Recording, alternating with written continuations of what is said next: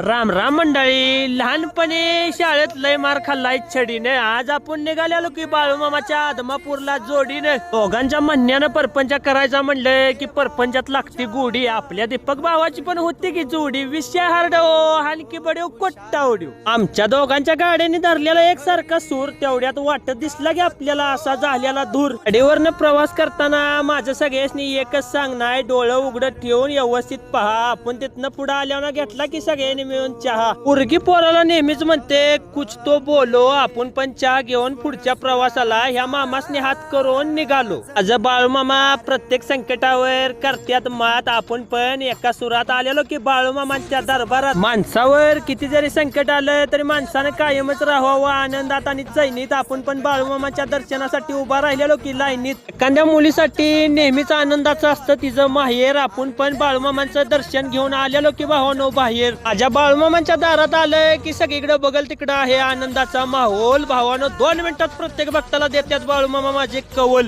नवऱ्याच्या प्रत्येक गोष्टीत बायको जाते खोल. आपल्या पण बायकोनं बाळूमामासनी लावलेला की कवल. भावानो जीवनात किती पण संकट येऊ दे कधीच जायचं नाही हरवून. कारण माझ्या बाळूमामांचं ज्या ज्या वेळेस दर्शन घेतला त्या वेळेस येणार आहे तुमचं भावानो मन भरून. मामांच्या दर्शनात मी पण पूर्ण हरवून गेलो. आपण पण भावानो परतीच्या मार्गाला निघालो. तुम्ही पण कधी येतायचा भावानो जोडीनं बाळूमामाला कमेंट मध्ये नक्की सांगा. व्हिडिओ आवडला असेल तर लाईक फॉलो शेअर करा की भावानो आपल्या भावाला.